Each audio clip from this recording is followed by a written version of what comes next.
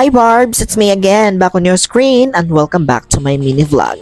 Papaninasad ko ninyo sa akong another day, another adventure, but this time, food adventure.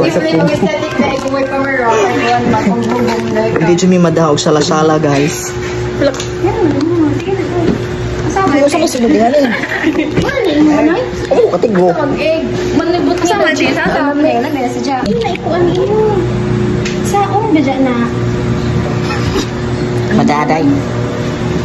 Thus, for today's video mga barbs, nami karon sa usa ka store located here sa Canlupao, Tomas, Opo, Southern Leyte. It is called Maseseyo. Definitely satisfies your Korean food cravings. Ana ilang tagline. Actually, this is owned by Ma'am Abby. So, shout out ko ni Ma'am Abby. Hi, Ma'am Abby. So, this is my first time nga nakatilaw og ingani. Try po tag ingani, no? Akong di ta matagaw basin dahil one of these days makatunog tas Korean. At least, dili na ta matagaw. Tinuod jud di ay nga hilig og mga kananghang ning Korean kay pastilang hanga mga jud di ay. Lambi jud akong waet. Pero way atik. Lami man din si may pag kadtong dilihang akong gipili.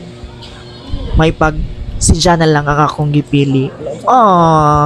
Anyway, you can choose man sa different flavors na may mga dilihang si ipod, pero maligi na. Pero kung dyan natog pili ang hindi ka magbasol in the end. Nya, ning try po kong inganing ilang chopstick. Di ba?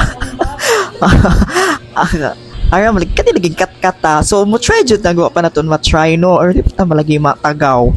Nya, actually, nagkalisod-lisod dyan ko yung ng chopsticks. Oy, pero, na laman kay sound taman. Naa naman eh. So, ato na lamang dyan ning, ato na naman ning feel the moment. Pero tanawan akong naong diha, pero tinang puwaha.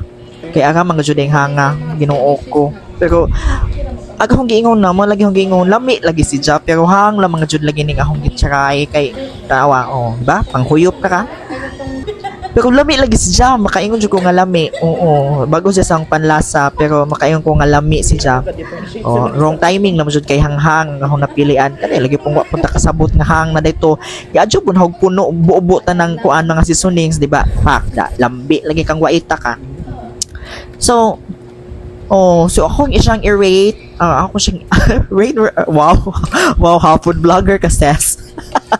Bitaw, makaingon dyan ko nga lami. So, try to visit there if you have time. So, para to, thank you, and thank you for watching. Bye!